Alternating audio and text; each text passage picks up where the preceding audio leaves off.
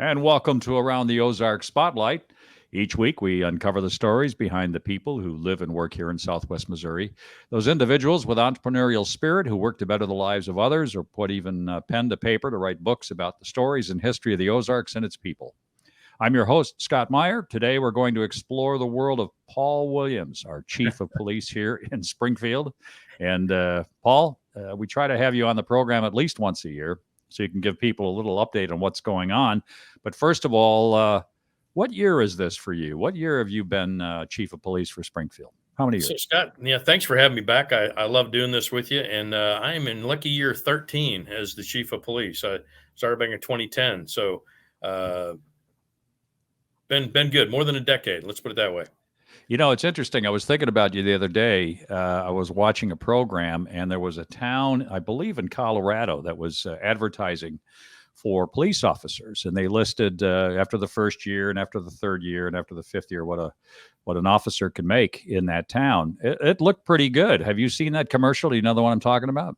I have not seen that one, but I can tell you that anywhere moving west from here, they're going to make a lot more than we do. So that's probably not something I want to publicize too Well, much. But I thought. Well, I thought. Well, actually, I don't know if you've stopped at one of the Buc-ee's yet, but when you gas up, they have a list of what they pay people at a yeah, Buc-ee's, yeah, yeah, which I think is pretty amazing since their primary thing is gas and fudge. But in Springfield, I don't know if it's so much about the money, but I think it really comes down to sometimes the kind of community that you police in, and I think absolutely. some of these communities that are looking for officers really have an uphill battle. Would you agree? You're exactly right, and we've changed our recruiting and our marketing focus, if you will, in the last couple of years to emphasize that. I mean, yes, we make a livable wage, we make good money. We've had successful contract negotiations the last 3 years, and through the efforts of our city management staff and elected officials, and certainly the tax dollars of the citizens, being able to raise wages about 18% over the last 3 years, which is really good. But what Mhm. we're really selling is the community and the department. So living in the Ozarks is so much better than the vast majority of places around the country, both because of the environment and the people. Um, so selling the community, the quality of life, the support from the community and the citizens we serve, and then the great department that we have here. So we gain a lot of interest from in the past from folks, even those employed elsewhere, who may want to continue policing, but go to a better place, if you Yeah. will.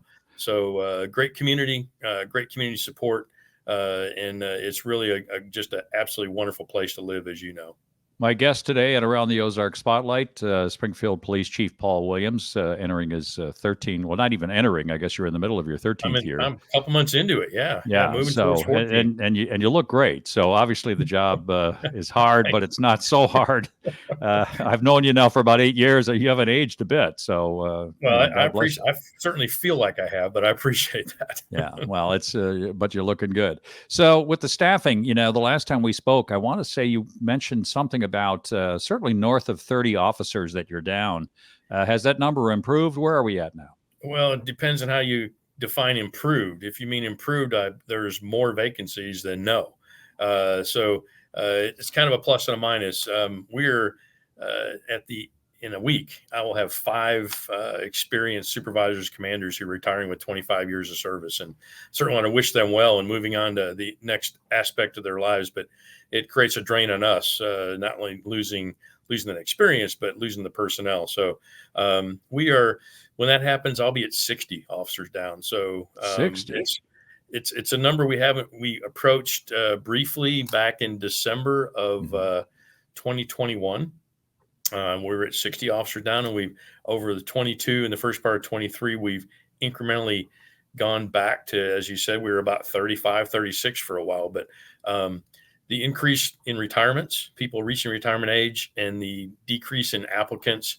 And this year we only ran one academy class. We ran two in 2022. We're going to run two in 2024. So one academy class a year of 20 or 25 people keeps up with attrition, but doesn't eat into that backlog of vacancies. So we're going to be struggling with that through the end of this year. Have academy classes scheduled in January and September.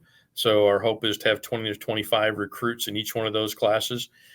which will get us back into the normal range.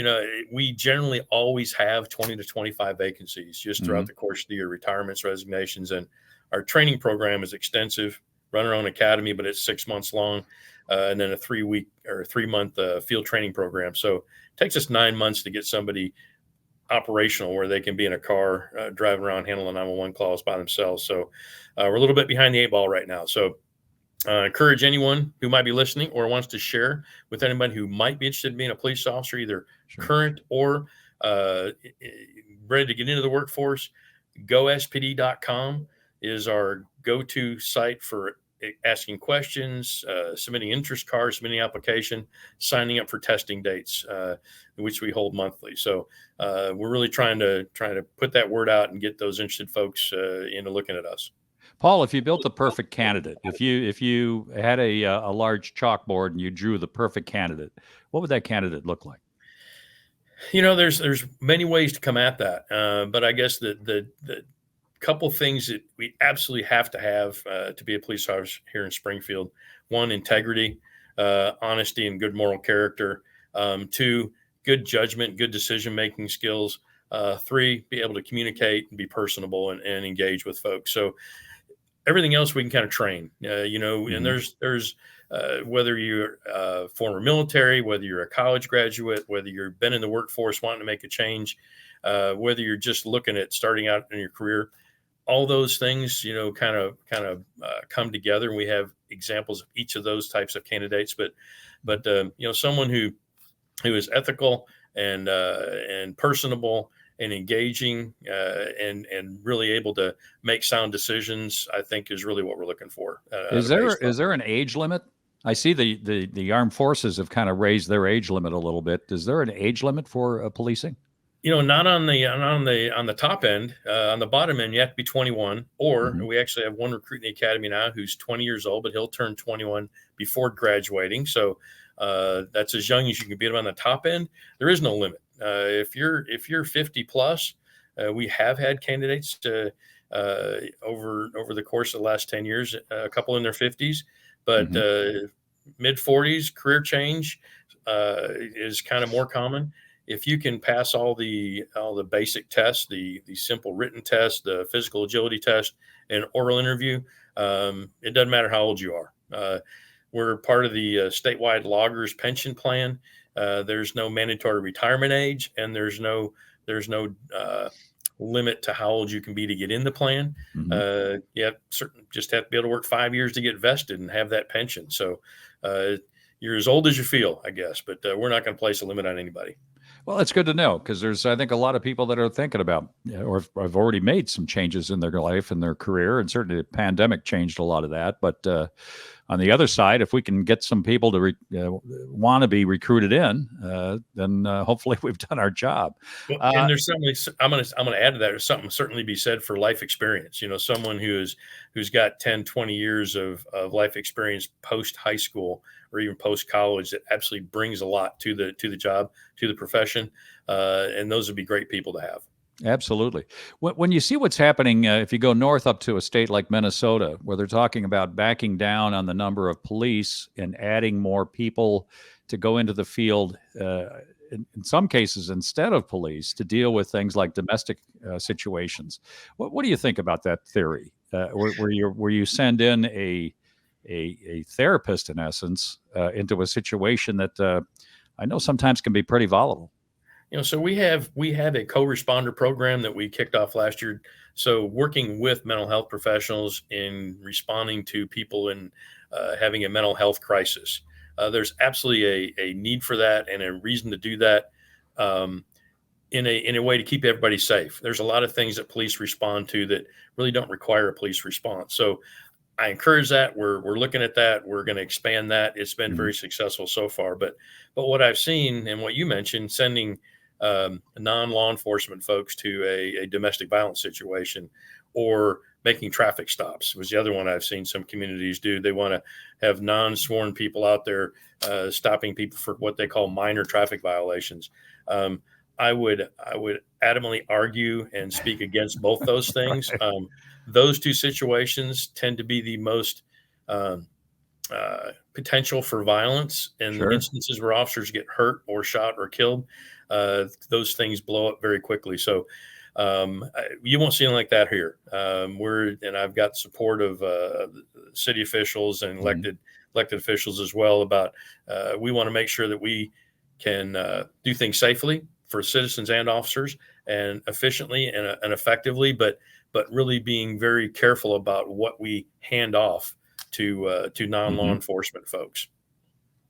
Have the body cameras helped or hurt? They're positive. I wanted them for years. They're very expensive, but I think we went about it the right way. Every officer in a uniform basically is equipped with one now. We Mhm. expanded it to our shift lieutenants who didn't have them before. They have them now, so very positive in a couple ways. I think just the element of it being there gives that sense of transparency and accountability that the public wants. That this encounter is going to be recorded. And from the officer side, it has increased that element of protection for them from false Mhm. complaints, from negative commentary that might come up when the officer goes, "Hey, I've got my body camera on; it's recording." And then a complaint comes in, and we're able to say, "Hey, come in and look at this, and let's see what happened." So Mhm. it's a positive addition to our equipment, and then something that I don't think people really thought about when we got them, but it's proved a very effective investigative tool. Officers are able to record interactions with citizens, interviews, engaging suspects that then they can use to help write more detailed and complete reports. Mhm. That information is forwarded to the prosecutor and the defense if there's a trial, and it gives that additional component of okay, it's not just what the witness said or what the officer wrote, but here now we have a recording of that or some Sure. element of that. It's really proven helpful. So um, we're gonna have them. They're part of our initial equipment that every officer gets, and they're very comfortable with them moving forward. I read an article the other day about truancy being on the rise across the country. Now, it was a broad article across the country, it said. Right. Is your department involved in assisting Springfield Public Schools with truancy, or is that something that's not in your prerogative? Not really.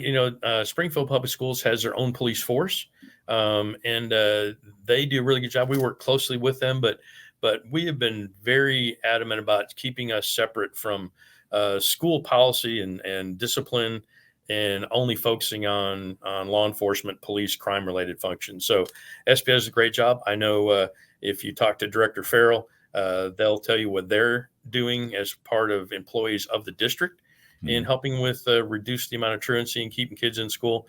But the only time we get involved is if those kids are out doing something that might be criminal in nature. They're committing acts out in the public, and then we'll certainly work with the school to get them back in. But we are Sure. not the truancy police. We're not going to be tracking down truants when they don't show up for school.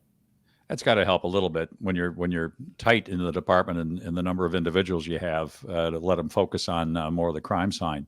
The Absolutely. this We're about midway through the summer. It's mid-August, and how would you compare 2023 to last year? Are we up in crime, down in crime, about the same? I can tell you it's been very encouraging. We've been on a downward trend for the last now year and a half in our crime. The crime that is reported, whether it's violent crime, property crime, negative interaction with folks, pretty much across the board, we are doing a great job, I think, in enforcing and investigating, but also educating the public on how they can help us be prevent crime, keep them from Hmm. being victims of crime. So overall, crime is down, and that's a good thing. Now, the summer, unfortunately, you mentioned we're getting towards the end of the summer now, into August. The one thing that's been up, it's a 5-year trend, is the number of shots fired call and the gun violence that we've experienced in our community. Um, Hmm. on the first part of this year, the first quarter, we were somewhat encouraged. We had less gun violence, less shots fired calls. It was, and I think make an inroad in people who own guns, who are legitimate gun owners, being responsible with those and keeping them Hmm. secured when they're not in use, and saw less guns stolen. But in the last 3 months. Unfortunately, throughout the summer, we saw increases again. So more people using guns to settle disputes, more shots fired calls, more gun violence, something that continues to be our number one priority in trying to combat, take those illegal gun owners, those criminals using guns off the street.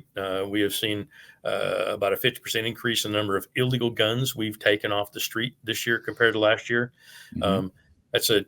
That's a good thing, but I would really wish there were less guns out there that we wouldn't have to deal with that. But it's kind of a mixed bag at this point. But everything else, crime-wise, from sexual assaults to theft, is down across the board. I think that's indicative of the fantastic work that the men and women here do, with even with our staffing issues, and the fact the public is really keying in on. We've really made it a focus that they need to help us.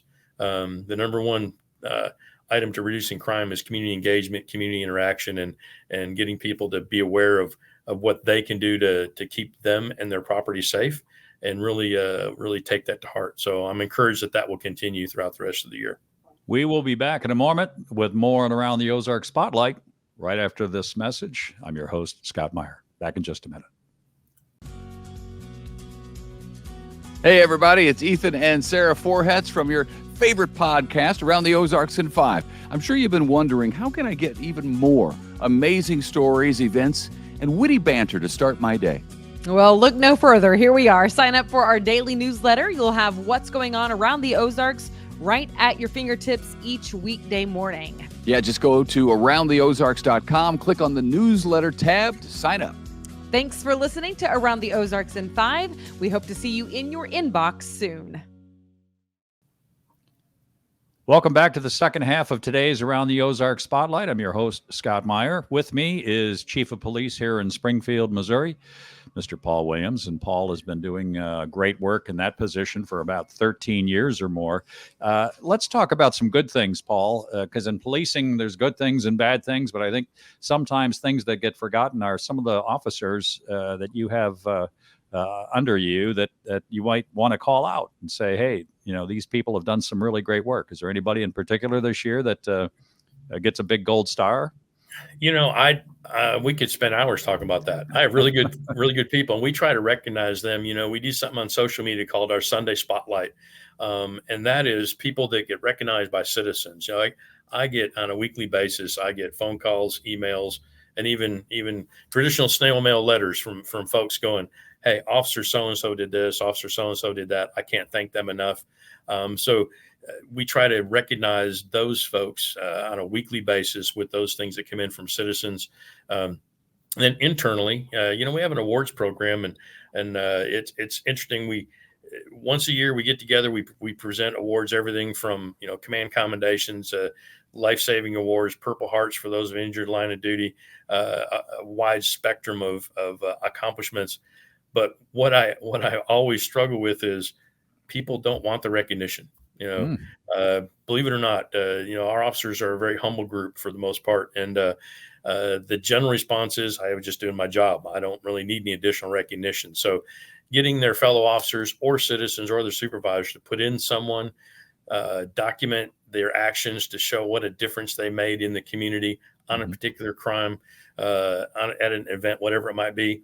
So I would just say in total, man, we have great people working here. The men and women at Springfield Police Department do a fantastic job.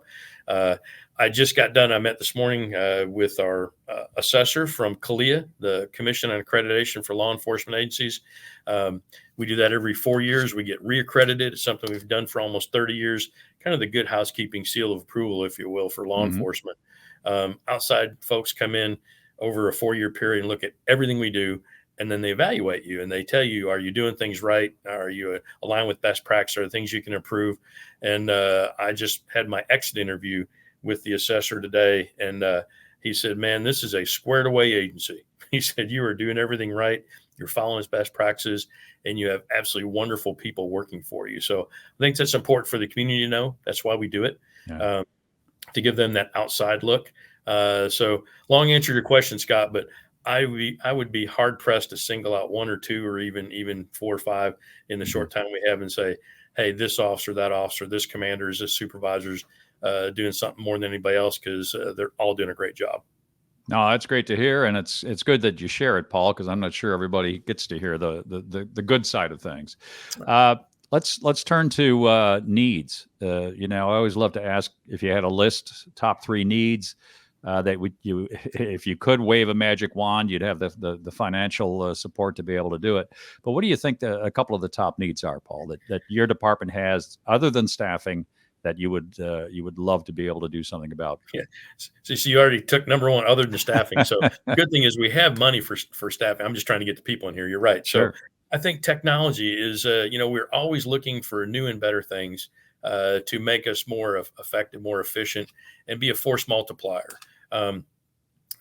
We've license plate reader cameras. We use something called the flock camera system. We did a pilot test last year with 20 of those around the city. They've been a huge help in investigations and solving crimes. So we're going to expand that. Just got awarded a grant from the state to buy like 7 or 8 more of those, and the city's fully funded the 20 that we had with our pilot program. So looking to expand our camera network would be one thing. Mm-hmm. Secondly, always looking for something new and creative and innovative. So drones. We've had drones for about 5 or 6 years. We use for, investigative purposes, traffic crashes, search and rescue type instances, maybe oversight of the crowds at large events. But this year we're expanding that. We are buying a couple of really high tech drones with really good cameras, some with some lights and what we call fleet, heat sensitive operations, better batteries, better range, easy to operate, but still requiring some training. So, and we're looking at using those. We trained almost 30 officers in their operation, using those, and not just for special events, but day to day for enforcement. City council really wants me to utilize those in a way to kind of combat some problems we have with speeding motorcyclists that you can't chase, at 100 Sure. miles an hour across town. Looking at those, we've explored cities around the country, use them as first responders. You have a shots fired call or a crash scene, and you throw the drone up first to evaluate before the responding officers can get there, and then they're shooting images and data back to the officers to better prepare them. So funding for that, we have some now, but certainly looking at expanding that. And then I guess the number one thing, it's very costly, is establishing a real-time crime center. So either on the ground, a actual physical facility, or we're exploring a virtual real-time crime center where you can feed all this data from our computer-aided dispatch system, our record system, surveillance cameras, drone footage, whatever else we might be, and provide that real time to officers in the field to do a better job of responding to the crimes or even maybe preventing crime. So number one thing, technology needs are expensive. And so if I had a magic wand and unlimited funding, I would be ramping all those efforts up to provide more information, more data, more help to the officers in the field.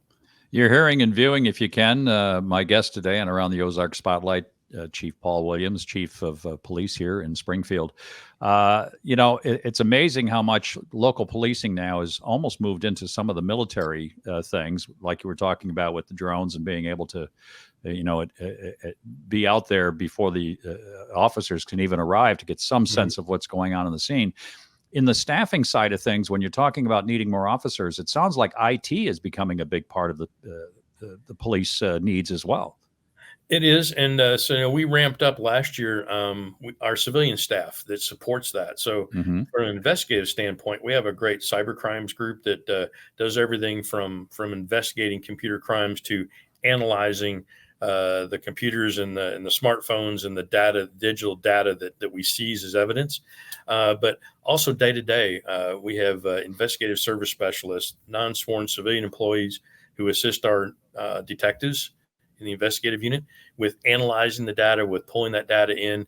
I have a crime analysis unit that is very adept at pulling all that data in and then predicting and offering some trend analysis on where might something happen, where can officers be deployed in the future, and information to put out to the community about here's some crimes that are trending or happening and things you need to be aware of. So you mentioned our body-worn cameras. there's a lot of data there. And so we actually last year, some efforts through city council to hire 2 additional ISS folks do nothing but monitor and manage our body worn camera program, both from securing the data, providing it for investigative purposes, providing it to the internal affairs if there's a citizen complaint. So more civilian staff absolutely is needed.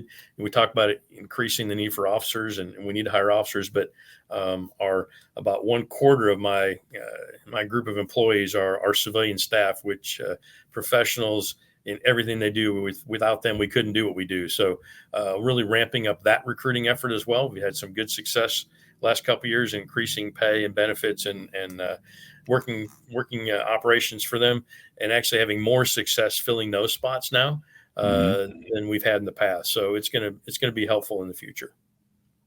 It's going to be difficult for you as a manager at some point as you continue to increase the training and the knowledge of your staff. I would think people would start looking at Springfield as a good place to try to pick off officers. Well, we get that. We've always been a good proving ground for federal law enforcement agencies, which I take as a compliment.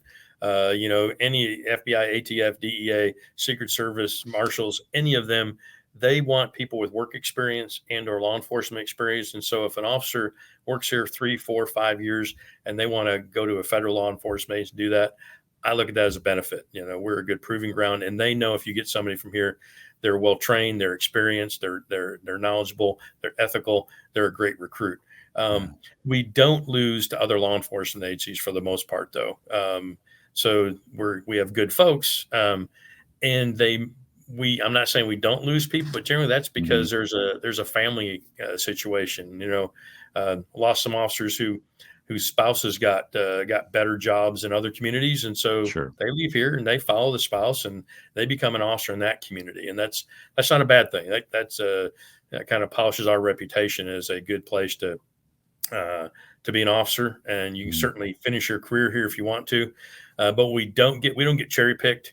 We cherry pick other agencies. So smaller municipalities, sheriff's departments around the state, and even some larger agencies. We've hired officers everywhere from Washington, D.C. to Oakland, California in the last few years that want to come here and be police officers in the better environment we're talking about. So it's definitely a give and take relationship. We're all sometimes competing for the same folks. So our goal certainly is to be a step up for those who want to come from a smaller agency and work for a larger agency, but also to recruit those people that haven't been in policing before and bring them in. In our last minutes here, Paul, I got to throw one tough one out there to you. Okay. Downtown. Are these softballs? You just threw me softballs in the last 30 minutes? Well, I'm looking forward to the Little League World Series here. We've got actually a family member that's in it, so it's kind of exciting. So downtown, good news, bad news, but still sometimes some of the same news. How do you feel we're making a progress in downtown? No, I think very well. Last year we reevaluated how we deploy officers, and we created what we call the entertainment district. So let me say first, people define downtown differently. So defining what downtown is, some people, it may just be the area around the square. Other people, it's everything, north of Grand or south of Commercial Street. So we define it as what is the community improvement district, that defined boundary where there's a board of directors and there's extra resources in downtown. That's our entertainment district. We went from having 10 years ago 2 officers signed down there to now we have 2 squads of officers. So potentially 16 to 20 officers working pretty much around the clock in that downtown area, because it is a huge concentration, as you know, of people, businesses, entertainment venues. And when you have a huge concentration like that, criminals are going to seek that out. So there could be more crime reported, property crime, theft, assaults in that area, just because there's a larger group of folks and events going on. So having said all that, we work closely with the downtown business owners and residents, and the officer did a fantastic job of keeping on top of things. We just had a Route 66 festival, 65,000 people over 3 days experienced downtown, not one negative interaction, not one a serious crime issue occurred during those 3 days. I think that's an example of you can come downtown and experience that in a safe environment. And then throughout the rest of the year, downtown gets kind of that bad reputation, but it is a safe place to go. It's a safe place to be. There's a large amount of police presence, but I will caution people. My mom and dad used to tell me nothing good happens after midnight. That is certainly true when you're out in an area like that in downtown with a lot of entertainment venues. That there's really no reason to be out by yourself after midnight, because the potential for bad things to happen is going to happen, and there are people that prey on those that are out. So, feel free, man. Enjoy downtown. Experience all there is to offer. Keep yourself safe. Be cognizant of your surroundings. Don't be caught out alone after midnight. But don't pay attention to the naysayers that say, "Man, downtown's an unsafe to be," because it absolutely is not. I want to thank my guest today, Chief of Police Paul Williams, here in the city of Springfield. Thanks, Paul, and kudos to you and your department, because it sounds like all is well, and it's good to hear. Also, my producers, Taylor Worley and Jay Stevens, as well as all of you for joining us today. If you happen to miss all or part of today's program, you can find it in its entirety on the MidwestFamilySpringfield.com website, the AroundTheOzarks.com site, or our new app for Around the Ozarks, which can be found in Apple apps or Android apps, where you can also hear and view today's show as well as earlier shows this year and last. Again, thanks, Paul. I'm Scott Meier, and remember, every day is a gift. Have a great day.